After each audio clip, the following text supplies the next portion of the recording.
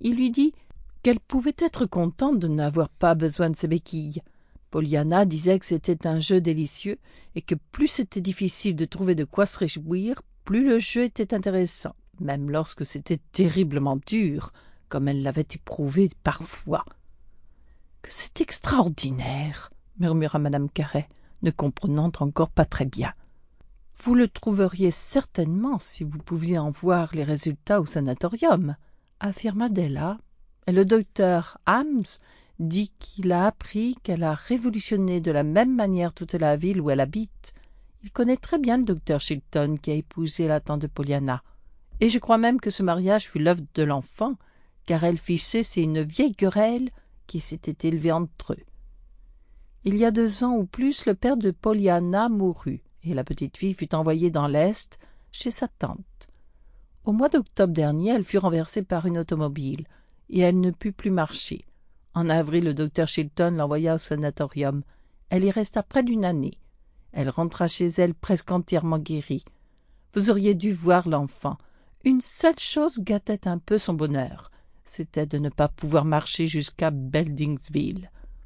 Autant que j'ai pu le savoir, la ville entière vint à sa rencontre, avec des drapeaux et de la musique.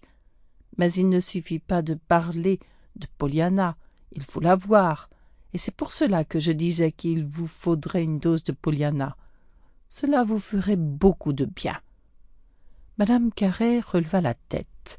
« Je dois dire que je ne pense pas comme vous, » répliqua-t-elle froidement. « Je n'ai pas besoin d'être révolutionnée, je n'ai pas de querelle d'amoureux à faire cesser. Si quelque chose pouvait m'être insupportable, ce serait d'avoir près de moi une petite Miss Prim, me prêchant avec une longue mine combien je devrais être reconnaissante. Je ne pourrais jamais supporter. » Un joyeux éclat de rire l'interrompit. « Oh, rousse, Pollyanna, une Miss Prim, vraiment, si vous pouviez seulement voir cet enfant. Mais j'aurais dû m'en douter. Ne vous ai-je pas dit qu'on ne pouvait parler de Pollyanna, qu'il fallait la voir? Mais Miss Prim, vraiment !» Et elle éclata de rire encore une fois. « Sérieusement, chérie, n'y a-t-il rien à faire? Vous ne devriez pas gâcher ainsi votre vie.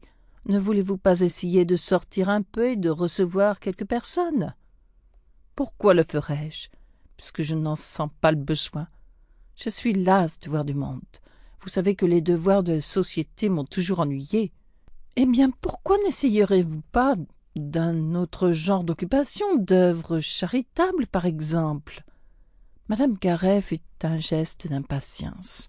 « Ma chère Della, nous avons déjà discuté de cela bien des fois. Je donne beaucoup d'argent pour ces œuvres, et cela suffit.